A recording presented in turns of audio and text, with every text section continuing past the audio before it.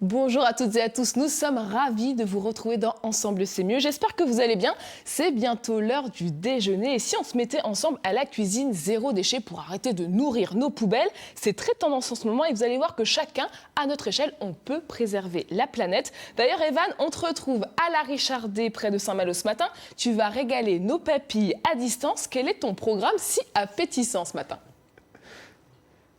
Salut Anne Fantet, bonjour à toutes et à tous. Je peux vous garantir qu'à la fin de cette émission, vous ne cuisinerez plus jamais de la même manière. Je suis en compagnie d'une experte du zéro déchet, Maude Vatinel. Alors Maude, on se connaît bien puisqu'on est tous les deux blogueurs et on a souvent travaillé ensemble. Tu es auteure culinaire, blogueuse, je le disais, chef et yogi. Et toi, le zéro déchet, c'est un peu ton dada, c'est ça hein? Oui, bonjour Evan. Salut. Alors, la première question que j'ai envie de te poser, c'est le zéro déchet, c'est une façon de cuisiner qui, en gros, remet un peu à plat toutes nos habitudes qu'on pouvait avoir en cuisine. Oui, et c'est surtout de revenir à des astuces de grand-mère, donc éviter de systématiquement jeter, alors qu'on peut tout simplement recycler des restes ou conserver des épluchures de légumes pour les intégrer dans des préparations de cuisine. En gros, tu vas être notre grand-mère aujourd'hui et nous donner plein d'astuces. Super le compliment. Alors, est-ce qu'il y a des aliments qui sont plus propices à la cuisine zéro déchet? Donc, je parlais du pain. Donc, effectivement, le pain, on évite systématiquement de le jeter. Donc, on peut le transformer en chapelure ou en brioche perdue. D'ailleurs, restez bien avec nous puisque tout à l'heure, Maude nous donnera une recette pour faire des cookies avec du pain. Après, tout ce qui est sur le végétal, donc les épluchures de légumes, donc on les recycle pour du pesto, on les met dans des préparations ou tout simplement dans des poêlées de légumes. Il y a plein de légumes qu'on peut aussi planter facilement dans nos jardins en Bretagne. Oui. La tomate, la courgette. De tout ce qui est herbes aromatiques également, donc de la menthe, tout ce qui est basilic. L'été, on en profite pour faire ça en famille avec ses enfants. Et justement, Oui, c'est fun. avec toutes ces herbes, on peut les utiliser et mettre dans des bacs à glaçons. Ah, c'est la première astuce de la matinée. On vous avait promis que vous alliez révolutionner votre façon de cuisiner, donc en effet. Donc vous prenez un bac à glaçons et dedans on met des feuilles de menthe. On peut même décorer avec des framboises et comme ça on a des glaçons directement prêts pour l'apéro avec des herbes fraîches dedans. Une eau infusée. Voilà, ou une eau détox. infusée, oui, exactement. Bon, Anne Fantet, est-ce que toi et tes invités avaient une idée du montant moyen de la valeur de la nourriture que chaque Français jette chaque année? Le montant est assez colossal. Hein. Je dirais moins d'une centaine d'euros quand même, non ? Eh ben, c'est 108 € pour être précis. Ça représente la valeur d'un repas par semaine que chacun et chacune d'entre nous jetons. C'est quand même un chiffre qui fait froid dans le dos. Alors, le zéro déchet, ça passe aussi par la façon de stocker ces aliments. Il y a aussi des contenants adaptés. Oui, alors bon, là, tu vois, on a fini cette bouteille de jus de pomme à la maison. Donc ça, j'aime bien garder ces bouteilles pour faire justement des eaux aromatisées directement qu'on a dans le frigo. Ou au magasin du coin, celles-ci, on les ramène et on a un retour avec un jus de pomme. Ah, c'est aussi. super. Donc ça, c'est top. On peut mettre une soupe aussi. Exactement, on peut mettre une soupe avec un entonnoir. Bon, là, c'est les bocaux où on achète des préparations, on peut les réutiliser. Là, j'ai fait une compote pomme-fraise dedans. Alors, je vois que la compote pomme-fraise, t'as tapé dedans déjà. Un dernier contenant, allez. Tous ces petits contenants, je les réutilise pour mettre des petites graines quand j'achète en vrac. Je mets tout ça dedans. Et le sucre aussi, je l'achète en vrac et je fais des pots à sucre. Voilà, plein d'astuces. On va continuer à vous en donner d'autres dans quelques minutes. On enfile nos tabliers, on part en cuisine, Maude ? Allez, c'est parti. Allez, à tout à l'heure. Faites comme nous, tous à vos tabliers. Merci beaucoup, Evan. Alors bon, désolé pour nos invités ici présents. Je n'aurai pas de quoi vous restaurer sur le plateau, mais je vous promets quand même des questions alléchantes. Bonjour à tous. D'abord, pour commencer, c'est quoi exactement le zéro déchet? Régine Keva, vous êtes l'auteur du livre En route vers le zéro déchet au quotidien. Vous connaissez la réponse sur le bout des doigts, j'imagine. Oui, en effet, le zéro déchet, c'est pas une mode, hein, c'est un état d'esprit. Quand j'ai écrit le livre, en fait, je me suis dit... D'abord, je me suis rendu compte que je faisais du zéro déchet sans le savoir, parce que je récupère, je recycle, je ne jette pas, j'utilise tout. Donc ça, c'est du zéro déchet. Et surtout, j'ai cherché des... Je me suis dit, mais enfin, avant cette mode, ça existait déjà. Alors, j'ai cherché dans les antiques et en fait, j'ai trouvé, 400 ans avant Jésus-Christ, Xénophon, qui dit en gros qu'il faut être économe en toutes choses. Et ben voilà, le zéro déchet, c'est être minimaliste, c'est un principe MMSE, minimaliste, modeste, simple et économe. Bon voilà, il faut juste être modeste et économe en toutes choses. C'est ça le zéro déchet, c'est un état d'esprit. Vous le dites, le mouvement du zéro déchet existe finalement depuis des millénaires. Pourquoi aujourd'hui c'est devenu presque un concept, voire même une tendance? Oui, c'est devenu un concept marketing même. C'est devenu une tendance parce qu'aujourd'hui on a besoin de réduire évidemment les déchets. On se rend compte tous, et en plus avec la crise du Covid on se rend compte encore plus, on est allé trop loin. On est allé dans une société de consumériste, et consumériste, c'est la même racine pratiquement que consumer. Donc on brûle la Terre, on brûle la planète. Il est temps d'arrêter, c'est urgent. Donc c'est à nous, chacun, chacune, de faire modestement, chez soi, petit à petit, pas après pas, tout ce qu'on peut faire. Ça passe par la cuisine, la salle de bain, nos habitudes, c'est aussi du low-tech, c'est tout ce qu'on va acheter. Et puis c'est une façon d'être qui est aussi une façon d'être humaniste. Parce que là encore, l'humanité, l'humus et l'humilité, c'est la même racine, c'est la terre. Jean-Noël Guerre, vous êtes directeur régional de l'ADEME, Agence de la transition écologique. On est allé trop loin, vous êtes d'accord avec Régine Keva, dans notre mode de vie, notamment sur tout ce qui est alimentaire? Il y a beaucoup de choses qui ont pu évoluer depuis, on le disait, depuis l'époque de nos grands-parents. D'autres manières de consommer, d'autres formes de consommation. C'est une question extrêmement intéressante parce qu'il y a une pression sociale aujourd'hui sur le fait de consommer un petit peu moins, de faire plus attention, que nos grands-parents n'avaient pas. Le coût de l'alimentation est aujourd'hui beaucoup plus impactant sur le budget moyen d'un ménage. Et en même temps, on le disait précédemment, nos grands-parents ne jetaient très peu de choses finalement. Ils réutilisaient les fans de carottes, ils réutilisaient plein de matières qu'aujourd'hui on a perdu ces habitudes-là. On a évolué. Je ne sais pas si on est allé trop loin, mais en tout cas, il y a beaucoup de choses qui ont changé et il est certain qu'il faut revenir à une situation plus saine et plus équilibrée. Justement, ça tombe bien, on va faire le plein de bonnes astuces tout au long de cette émission. Avant d'entrer dans le vif du sujet, petit point sur nos habitudes alimentaires, pas toujours très écolo pour la planète. Bah, tu ne jettes pas les épluchures, toi ? Bien sûr que non, je vais les réutiliser. Près du tiers de la nourriture produite dans le monde est gaspillée chaque année, alors que les produits frais peuvent se manger en entier. Nos aînés, qui jetaient très peu, l'avaient bien compris. En fait, rien ne se perd, tout se cuisine. Et c'est tout bénef, en passant de 70 à 95% du produit utilisé, on gaspille moins, on fait des économies et c'est bon pour la santé car on se sert moins de produits transformés. Avec les fans de betterave riches en minéraux et en oligo-éléments, on fait de délicieux potages, des tartes et des omelettes. Avec les carcasses de viande, on fait des bouillons. Les épluchures de carottes passées au four se transforment en chips. Et on pense aussi au pain perdu avec le pain rassis. La cuisine zéro gaspille, c'est même devenu tendance. Internet regorge de sites et de tutos spécialisés que les Français ont été très nombreux à tester pendant le confinement. Alors, fini le gaspille ? Vous l'aurez compris, l'objectif numéro 1 de la cuisine zéro déchet, c'est d'éviter au maximum le gaspillage alimentaire. Jean-Noël Guerre, on achète trop de produits transformés aujourd'hui, puisqu'on vient de le voir dans ce reportage, vous voyez faire une tête un peu désolée, mais on achète trop de produits transformés aujourd'hui ? On achète beaucoup trop de produits transformés. Le produit transformé coûte plus cher pour un repas. Il est moins bon pour la santé, puisqu'il y a un certain nombre de matières à l'intérieur qui ne sont pas forcément à l'avantage du consommateur. Il a l'avantage d'être plus rapide. Un repas qui est fait sur des produits transformés, on a vu des pizzas qui partent à la poubelle, c'est très rapide. Mais l'impact sur le long terme sur la santé est quand même beaucoup trop important. Il faut revenir aux produits un peu historiques. On a vu des fans de radis, mais les fruits, les légumes, qui sont étonnamment les produits les plus jetés, les plus gaspillés. Dans le gaspillage alimentaire, c'est la part la plus importante. C'est les fruits et légumes.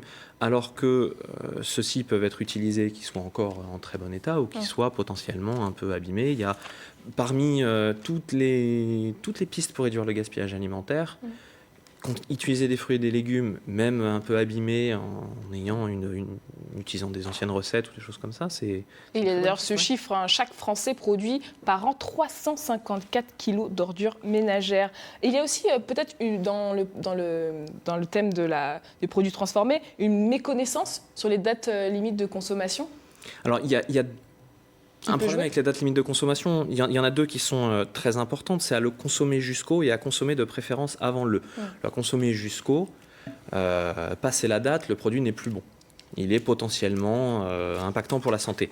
Le à consommer de préférence avant le, ça veut simplement dire qu'après la date qui est indiquée, les propriétés gustatives du produit peuvent évoluer, mais il ne sera pas encore mauvais ou impactant pour la santé.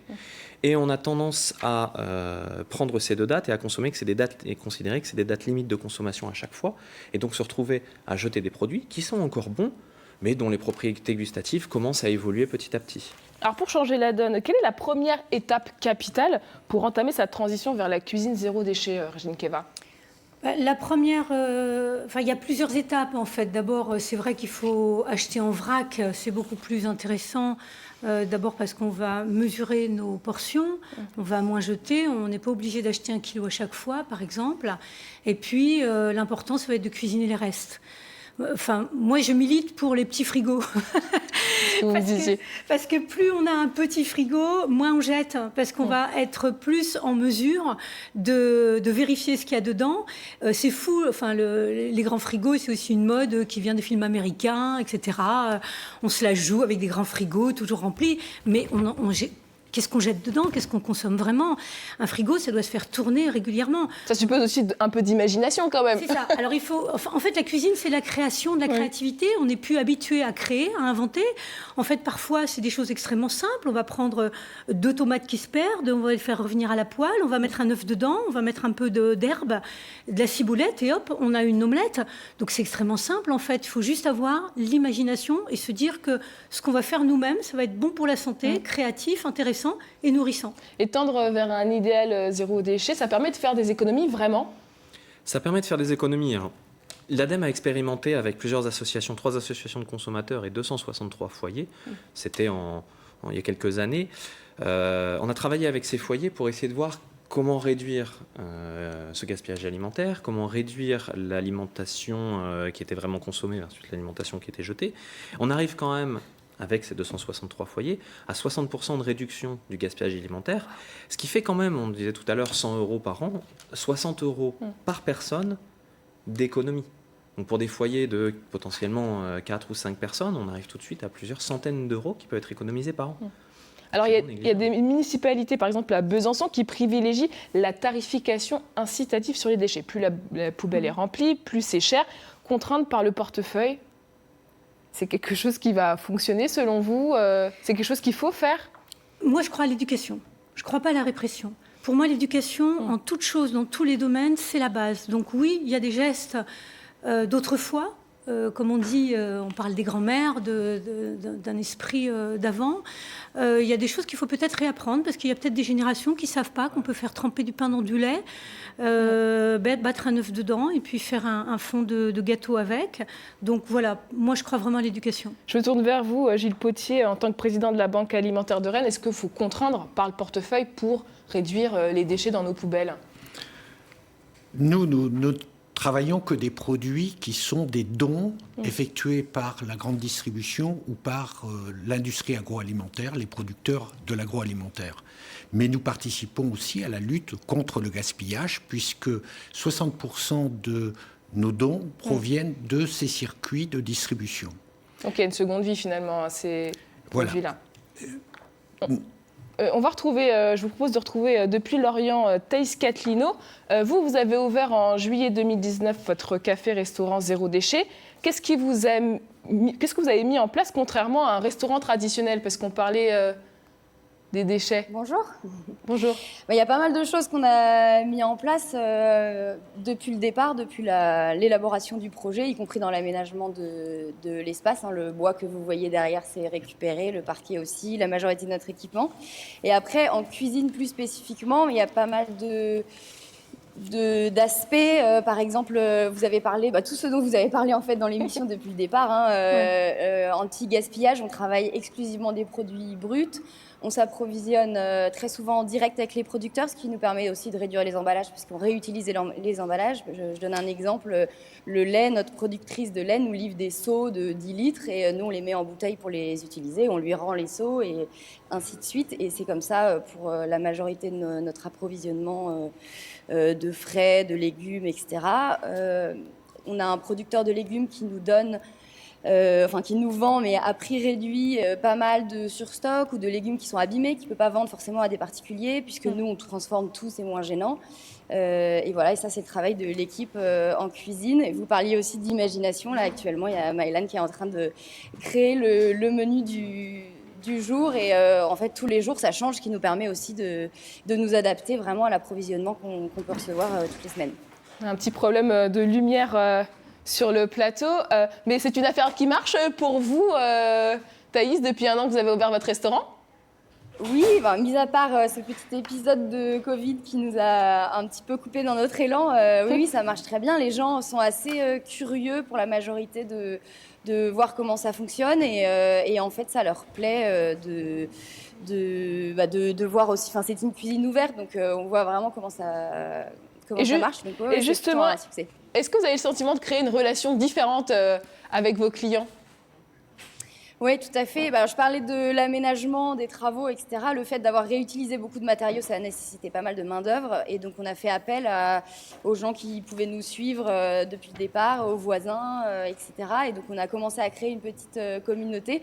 Ce qui fait qu'aujourd'hui, on a des clients du quartier qui viennent nous déposer des cajots de prunes parce qu'ils en ont eu trop dans leur jardin ou des gens qui viennent nous donner des bocaux. Parce qu'on, dans notre politique aussi de réduction des déchets, évidemment, on fait de la vente à emporter, mais dans des bocaux en verre qui sont consignés. Ou alors pour les boissons, dans des bocaux qu'on peut nous donner, les pots à confiture lambda. Ouais. Et donc, ça fait des gens qui sont impliqués aussi dans le fonctionnement du café au quotidien. Donc, c'est vraiment super. Restez avec nous, Thaïs, on va se rediriger vers une autre cuisine. On va prendre des nouvelles d'Eva du côté de la Richardet. Evan qui est en cuisine avec Maude. Et oui, t'as vu, Anne Fontaine, j'ai un beau tablier que Maude m'a prêté. Je ressemble un petit peu à un dentiste avec l'ensemble masque tablier. Mais bon, c'est pas grave, hein. On est là pour s'amuser. Prenez bien vos blocs-notes parce que vous allez avoir plein d'astuces par Maude sur le zéro déchet. Première astuce, Maude, c'est d'acheter en vrac. Tu vas nous présenter tes petits bocaux qu'on voit juste là-bas. Alors selon les matières, je ramène dans des petits sachets comme ça où j'achète directement et vous placez ça. Sinon, selon les magasins et selon les produits, on peut mettre dans des bocaux directement. Et alors, souvent, acheter en vrac, ça coûte moins cher. Oui, alors surtout pour la farine, le sucre... le riz, les pâtes, sur les produits de base, ça coûte moins cher. Mais des fois, c'est vraiment du tout au tout. Hein. C'est vraiment pas juste quelques petits centimes. Alors, il y a aussi un autre aliment qui coûte beaucoup moins cher quand on l'achète en vrac, c'est le café, notamment par rapport aux dosettes. Acheter son café, toi, tu prônes vraiment de faire ça. Ah oui, puis moi, j'adore le goût du vrai café, qui n'est pas standardisé. Et j'aime surtout, après, avec le marc de café, le récupérer, l'utiliser dans mon jardin comme en cosmétique. Donc, dans le jardin, tu peux en faire quoi, de l'engrais? Oui, tu mets pour nourrir ta terre et aussi sur la peau. Tu peux faire un autobronzant? Non, ça va te faire un gommage. D'accord, ok. Voilà, c'est vraiment génial. Et puis ça fait aussi travailler les torréfacteurs qui sont des artisans et qui ont besoin aussi qu'on les soutienne. Donc c'est vrai que le marc de café, c'est important d'en acheter. Donc ça, ne le jetez plus. Alors, ce qu'on ne jette pas non plus, c'est le pain rassis. Oui. Alors le pain, moi j'aime bien l'utiliser soit pour de la chapelure, du pain perdu, mais ce que j'adore, pour remplacer la farine dans une recette de cookies, on le mixe avec ce type d'appareil. Alors, regardez comme ils ont l'air bons, ces cookies. Voilà, donc là, c'est des cookies à la base de farine. J'ai pas remplacé la farine par de la chapelure de pain et avec de la mûre. Elle m'a vu. C'est vrai qu'ils sont très très bons. Alors, on va aussi tout à l'heure faire une recette que tu vas nous expliquer bien en détail. C'est celle du pesto aux fans de carottes. Oui. Présente-nous un petit peu les ingrédients déjà. Alors, la base, donc, on prend nos fans de carottes. Hop, des amandes ou des pignons de pain. C'est vrai que les amandes, noisettes vont coûter beaucoup moins cher que les pignons de pain quand même. Le parmesan, du sel, des gousses d'ail, et moi j'aime bien un peu le twister avec du cumin ou de la menthe. Pareil, ça c'est de la menthe que j'ai fait sécher bon du jardin. Et ça, c'est le rendu final, hein, ce fameux pesto. Bon, même à travers le masque, ça sent bon. Bon, tu nous donneras la recette tout à l'heure. La dernière petite astuce rapide, Maud, c'est qu'on peut aussi remplacer le cellophane par la nappe. Alors, pas la nappe. pareil, encore 0 déchet. Donc, si on a du tissu et qu'on ne veut pas s'en débarrasser, on le garde et on fait un bee-wraps avec. Donc, ce qui veut dire qu'on garde son tissu, on l'imbibe de cire d'abeille, qu'on passe au four et ça suffit. Et si on ne veut pas s'embêter, on peut aussi l'acheter en Biocoop ou ou les commander. Supermarché ou sur Internet. Ben, merci beaucoup, Maud. Je te laisse te préparer pour la recette. Et puis, entre vous et moi, Maud, elle est aussi auteure d'un livre. Anne Fonté, tu crois que je peux lui demander une dédicace? C'est une star! Bah oui, tu peux lui demander. En tout cas, j'espère que Maud est prévenue, hein, parce qu'elle a un estomac sur pattes à ses côtés. Alors, on le disait tout à l'heure, la cuisine zéro déchet, c'est une mode. On le voit hein, rien que sur les réseaux sociaux, un réseau social comme Instagram, le hashtag ou le mot dièse en français zéro déchet ou en anglais zéro waste compte au moins 2 500 000 publications. Peut-on aller dire jusqu'à aujourd'hui que c'est un business, Régine Keva? Oui, bien sûr, tout est un business. C'est ça qui est fou, en fait. C'est que d'une envie de simplicité et de retour, non pas en arrière, mais de fondamentaux, on fait finalement des concepts marketing qui resservent la soupe, si je peux me permettre, au capitalisme qu'on souhaite fuir. Donc il faut bien faire attention à ne pas tomber dans du marketing, dans un concept marketing. Encore une fois, il faut savoir écouter des sagesses anciennes, il faut savoir rester modeste en toute chose, faire sa part, pas plus, et puis éviter de retomber dans ce système marketing et faire de l'authentique surtout. Paradoxalement, à la fois, les réseaux sociaux permettent de sensibiliser à la cause quand même, Jean-Noël Guerre. Tout à fait. Moi, je considère que les réseaux sociaux touchent un public qui n'est peut-être pas forcément touché par d'autres moyens de communication ou d'autres vecteurs peut-être plus traditionnels. Et au final, l'objectif, c'est bien que tout un chacun chez lui puisse trouver par les vecteurs de communication qui lui conviennent les informations pour pouvoir réduire son Quelles peuvent être les limites des réseaux sociaux, Gilles Potier? Pour nous, nous ne sommes pas dans ce registre-là. Pour nous, la distribution de l'aide alimentaire, c'est une activité très structurée.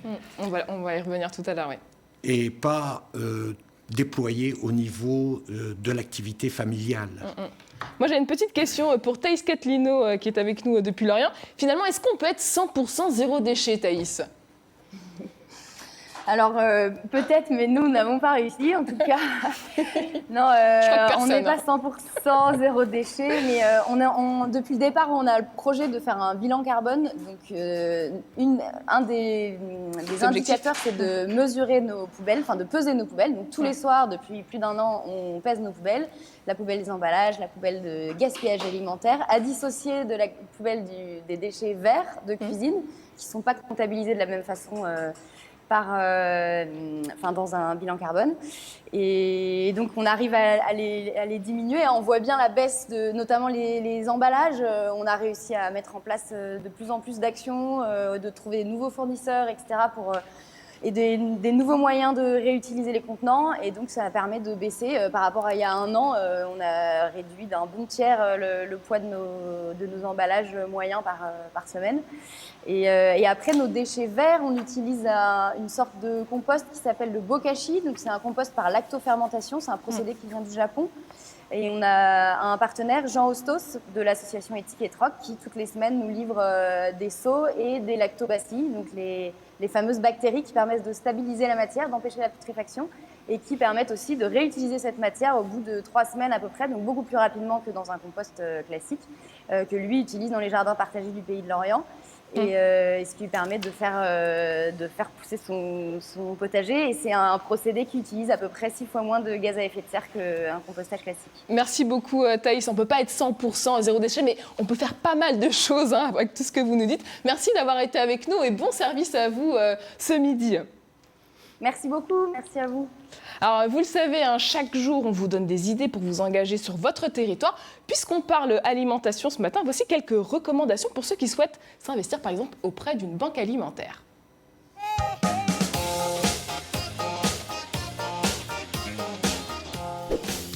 C'est décidé, je vais organiser une collecte alimentaire. T'es sûr que tu peux faire ça comme ça? Et non, une collecte alimentaire doit être organisée par une association caritative habilitée par l'État. La sécurité alimentaire des denrées, de la récolte jusqu'à leur distribution aux bénéficiaires, doit être garantie. Le plus simple est donc de s'intégrer à une équipe de bénévoles d'une association bien rodée. Et une fois formé, vous pourrez vous lancer avec votre propre association. Nicole est bénévole à l'association La Mie de Pain et participe à une collecte alimentaire 2 fois par an pendant 2 jours. L'ambiance exceptionnelle. On y fait de très belles rencontres. Le résultat, un bien fou. On est utile, on aide, on se sent bien, on agit. Grâce à tous ces acteurs, les démunis, eux, auront un peu moins faim. Faites partie de cette très belle chaîne de solidarité. Engagez-vous. Voilà, pour participer ou organiser une collecte alimentaire, vous avez toutes les cartes en main. Qui c'est qui a dit qu'il n'y aurait plus rien dans le caddie ? Philippe Bautier, je rappelle que vous êtes le président de la Banque alimentaire de Rennes. On vient de le voir, distribuer des vivres, c'est bien, mais il faut impérativement respecter un cadre précis. Oui, la distribution de produits alimentaires est très structurée et les banques alimentaires, comme tout acteur de l'activité alimentaire, est soumis à des règles strictes sanitaires. Donc nous ne pouvons distribuer que des produits qui ont une certaine valeur au niveau des bénéficiaires. Une valeur alimentaire, une valeur sécuritaire. Les dons qui nous sont effectués par les industriels ou par la grande distribution, nous ne pouvons les distribuer, nous non plus, à 100%. Il y a à peu près 10% de ces produits, de ces volumes, que nous ne pouvons pas recycler dans la précarité alimentaire. Donc nous sommes aussi, nous, des acteurs de la revalorisation de ces produits avec des méthodes précises selon le type de produit. Le pain, par exemple, est recyclé dans l'industrie de l'alimentation animale. Les viandes sont redistribuées aussi à l'alimentation animale avec des meutes de chiens, pour nourrir des meutes de chiens. Les produits laitiers sont recyclés auprès des élevages de porcs, si bien que, au final, tous les dons qui nous sont faits sont également recyclés ou valorisés. Est-ce que vous constatez une hausse de votre activité depuis la crise sanitaire que nous traversons ? Effectivement, depuis le mois de mars, notre activité à Rennes a augmenté de l'ordre de 30% subitement, donc ce qui pose de nombreux problèmes, aussi, oui. de nouveaux défis, l'approvisionnement, aussi les bras pour assurer cette distribution. Et sur le long terme, nous pensons aussi beaucoup à la collecte dont vous venez de parler. Elle doit nous apporter à peu près 15 à 20% des produits que nous distribuons chaque année. Et c'est l'effort que nous demandons aux particuliers, parce que nous apporter des produits en cours d'année, c'est très difficile pour nous les utiliser. Nous sommes une distribution structurée, puisque à Rennes, par exemple, nous distribuons 15 000 repas par jour. Et ce que l'on sait moins, c'est qu'au-delà de la pure distribution des denrées, vos bénévoles sont formés pour accompagner au maximum les bénéficiaires. Expliquez-nous. L'aide alimentaire, c'est un alibi pour se tourner vers les autres et sortir de la précarité. Donc, notre rôle, c'est l'accompagnement de nos bénéficiaires par l'aide alimentaire qui est le premier vecteur, mais également par l'écoute et par l'apport de solutions à leurs propres problèmes, de façon à les sortir peu ou prou de ces difficultés quotidiennes. Alors vous le disiez tout à l'heure, comme chaque année, vous lancez votre collecte annuelle de dons alimentaires. Comment faire si je veux devenir volontaire demain ?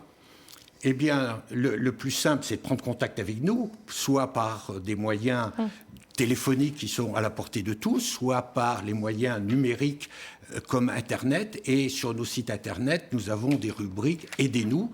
Et sur ces rubriques, vous pouvez nous accompagner dans cette mission de service public, en quelque sorte. Vous pouvez nous rappeler les dates de la prochaine collecte annuelle ? Donc la collecte annuelle a toujours lieu fin novembre. Cette année, c'est le 27, 28 et 29 novembre.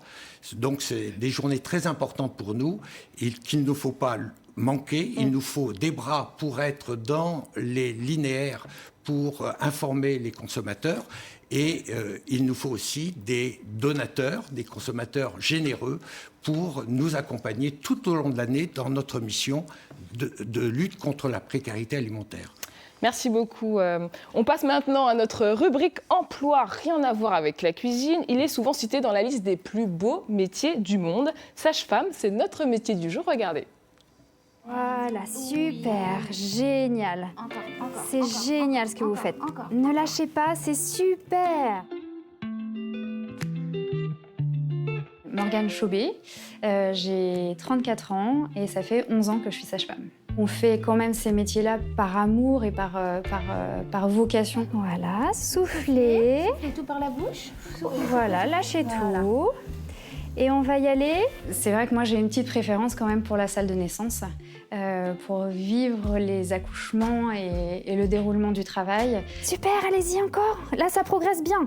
Encore un peu. Allez-y, courage, courage, courage. Émotivement, on absorbe quand même, malgré nous, les émotions de nos patients, parce qu'on les accompagne, on essaie de les accompagner au mieux et au plus proche.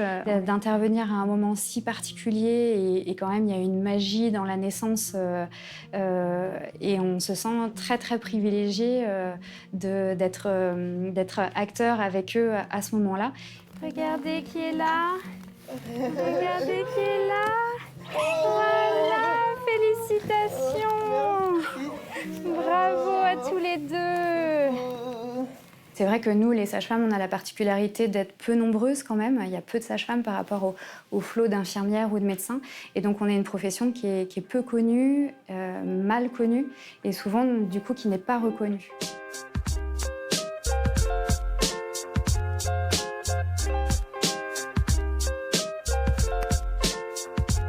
Aider et soutenir sa tête, mais vous voyez, ils savent le faire quand même. Et le clou du spectacle. Allez. Tu montres à papa et maman comment on fait ? Oh là là, quelle belle démonstration! On exerce effectivement un des plus beaux métiers du monde, mais que c'est un métier qui est difficile à faire, qui demande aussi des sacrifices sur un plan personnel, mais que c'est un métier qui est très riche intellectuellement et humainement, c'est très très riche. C'est quand même un moment très particulier dans la vie d'une femme, dans l'histoire d'un couple, et donc d'intervenir juste à ce moment-là, c'est quand même très très chouette.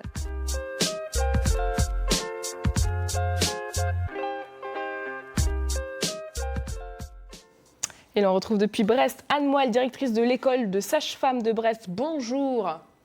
Bonjour à tous. Que l'on a tous de la sage-femme, c'est celle qui aide les femmes à accoucher. Finalement, ces missions sont bien plus larges quand même. Oui, tout à fait. Effectivement, votre reportage a centré le métier de sage-femme sur le cœur de son travail, mais que vous soyez enceinte ou non, en fait, toute jeune femme ou toute femme peut aller voir une sage-femme. Le critère, c'est si la patiente est en bonne santé. Elle peut donc être suivie dans son suivi gynécologique, de prévention, dans sa contraception également, pendant toute la durée de la grossesse et après l'accouchement. En fait, ce sont toutes les étapes de la vie d'une femme et pas seulement sa grossesse et son accouchement qui concernent la sage-femme, mais d'abord, il faut que la patiente soit en bonne santé. Alors, c'est un métier très féminin. Quelle est la part des hommes dans la profession ? Aujourd'hui, ils sont moins de 3% en France. Et quelles sont les qualités requises pour devenir sage-femme, selon vous ?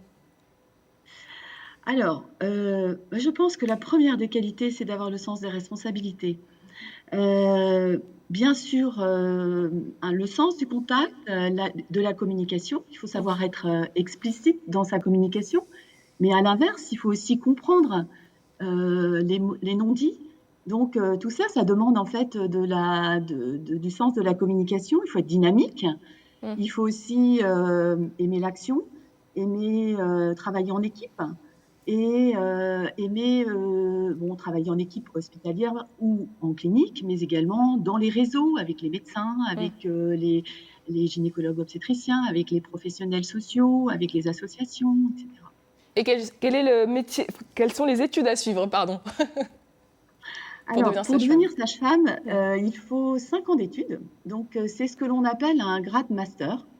Donc, en fait, il y a environ 1000 sages-femmes en France qui se répartissent en formation dans 35 écoles. Et donc, en Bretagne, nous avons 2 universités. L'université de Brest, qui est rattachée à un centre hospitalier universitaire de référence, donc le CHU de Brest en Brest. Et il y a également l'école de Rennes, pardon. Et donc, pour être sélectionné, il existe une sélection pour faire des études de sage-femme. Vous avez 2 voies principales d'entrée, et non plus ce que l'on appelle avant, ce qu'on appelait avant la voie royale, qui était l'année de médecine. Eh bien, aujourd'hui, avec la réforme, vous avez 2 voies. La moitié des places est prise par cette voie que l'on appelle la majeure santé, et la voie dite de la mineure santé, qui est l'inscription pour les étudiants via Parcoursup sur des licences. Voilà. Merci beaucoup, Anne-Wall, d'avoir été avec nous depuis Brest. Voici un conseil qui va tous vous intéresser sur le plateau et même chez vous, chers téléspectateurs. On parlait tout à l'heure de la force de frappe des réseaux sociaux dans la cuisine zéro déchet. Parfois, ils peuvent aussi nous desservir, surtout quand on est à la recherche d'un boulot. Comment se débarrasser d'une mauvaise e-réputation? Arthur Pertigose nous livre la bonne marche à suivre. Bonjour à toutes et à tous. Pour vous, mes conseils de chef d'entreprise. Comment se débarrasser d'une mauvaise e-réputation? L'e-réputation, c'est l'image qu'a de vous un recruteur quand il tape votre nom sur un moteur de recherche. Essayez. Si des images ou des commentaires fâcheux apparaissent, aïe, vous auriez dû prendre un pseudo pour vos comptes perso. Et oui, Facebook, Instagram, TikTok ne sont pas privés. Vérifiez toujours que vos photos ne sont accessibles qu'à vos amis. Heureusement, vous pouvez encore réagir. Devenez hyperactif sur des réseaux comme LinkedIn ou les forums de votre secteur d'activité. Actualisez votre CV, partagez des informations, ces nouvelles pages arriveront en premier sous le nez du recruteur. Et cette belle implication va même booster votre e-réputation. Alors faites-vous confiance, tout le monde a sa chance. Tout le monde a sa chance. Et allez, on repart en cuisine retrouver Maude et Evan. Et oui, tout le monde a sa chance, pardon. Et moi, je suis le commis de Maude aujourd'hui. On est en cuisine puisque c'est bientôt l'heure de manger. Mais Maude, tout à l'heure, tu nous as promis des astuces de grand-mère. Et on va du coup en donner une à nos téléspectateurs et téléspectatrices avec ça. Alors, ouais, j'aime bien utiliser les moules en silicone donc, pour en faire des contenants individuels pour la congeler en fait. Et on congèle quoi? De la soupe par exemple? Par exemple un restant de soupe, donc ça, à place d'avoir un bocal entier d'1 litre, là vous avez des petites portions ou un restant de purée. Hop, comme ça, c'est super malin, on décongèle des palets. Des petits plats individuels du coup le soir si on n'a pas envie de s'embêter à faire la cuisine. Alors nous on a décidé de faire à manger pour ce midi. On parlait tout à l'heure de ce pesto aux fans de carottes. Ouais. Que tu as déjà réalisé pour qu'on puisse voir le résultat. Et on va vous apprendre à le faire à la maison. Donc Maude, nous t'écoutons. Et dis-moi ce que je peux faire, parce que moi je suis au taquet. Donc tu vas mettre l'ail dans le... Alors bon, déjà, il faut au moins s'équiper d'un petit... hachoir. D'un petit robot. Hop, l'ail, en évitant d'en mettre partout. Ok. C'est pas gagné. On va mettre nos fans de carottes. Si tu peux mettre un peu de parmesan. Donc là, on peut mettre des fans de carottes, mais on peut mettre aussi de la menthe, du basilic, justement toutes nos herbes qu'on a dans le jardin, on peut les passer aussi dans cette étape. Là, 2 cuillères à soupe de parmesan, un peu plus. Vas-y, on va en mettre 3. Ok. Voilà, un petit pesto bien gourmand comme il faut. Du sel, j'adore. Vous pouvez faire pareil à la maison. Hein. Je vais mettre des amandes. Des amandes ou des pignons de pain, c'est ce que tu disais tout à l'heure. Je vais mettre un tout petit peu de pignons de pain pour ramener vraiment du gras, en fait, ce qui va... Et en parlant... En parlant de gras. Voilà. Tu vas verser de l'huile d'olive. Alors là, par contre, on y va à fond ou on y va mollo? Puis on va le rectifier, en fait, au fur et à mesure. Encore? Vas-y. Mets-en un petit peu partout. Oui, alors c'est pas forcément un pesto très light. Hein. Le pesto, c'est... Encore là? Vas-y. Bon, ben vous irez faire un petit footing après. Hein. On va voir la quinzaine de consistance. kilomètres. Allez. Donc. Et alors, ce qui est vachement bien avec ce pesto, c'est que on a aussi pu faire des carottes râpées. Enfin, en l'occurrence, c'est le fils de Maud qui les a préparées hier parce que cuisiner zéro déchet, c'est fun à faire aussi avec les enfants. Oui, exactement. Et alors, moi, ce que j'aime bien justement avec cette salade de carottes, c'est quand ton pesto, il est fini. Oui. Hop. Donc, je vais vous faire voir. On est pressé en cuisine, alors il faut qu'on puisse servir dans pas très longtemps, Maud. Hein. Donc, hop, on prend nos petites carottes. On peut remettre un petit peu de pignons de pain et d'amandes. Tac. Et le pesto pour finir. Le pesto, alors, ce que je vais faire avec le pesto pour pas que ça soit trop au goût du pesto, on en met un tout petit peu, par exemple, dans un contenant. Il faut qu'on finisse, Maud. Donc en gros, on va le mélanger après avec les carottes. Voilà, c'est ça, avec un tout petit peu d'huile. Bon, si vous voulez retrouver les aventures de Maud, sachez que vous pouvez vous abonner à son compte Instagram, Baroudeuse Culinaire, ou alors acheter l'un de ses livres hein, dans toutes les bonnes librairies sur la cuisine au sarrasin, la cuisine végétale, pardon. Et puis nous, on va vous laisser, on va passer à table parce que ça a l'air plutôt bon. C'est prêt là? C'est prêt. Et ben voilà, allez, à table, salut les Français, on va penser à toi en mangeant des belles carottes. Oui, recette express, et je compte sur toi hein, pour me ramener un doggy bag, tu sais comment je suis gourmande. Hein. Et du coup, on en parlait, donc la cuisine zéro déchet, ça passe par des petits plats sans perte, mais ça peut être aussi transformé pour des usages qui n'ont rien à voir avec l'alimentation, Régine. Exactement, par exemple, le citron, quand on mange du citron, c'est bon pour la santé. En général, on jette les épluchures, les quartiers ou les demi-citrons. On peut en faire deux produits différents. Un produit de nettoyage, tout simplement en mettant du vinaigre blanc, un vinaigre de base, 30 centimes le litre, pas plus, sinon c'est trop cher. Et le produit qui va en résulter, ça va être un produit nettoyant, détartrant, etc.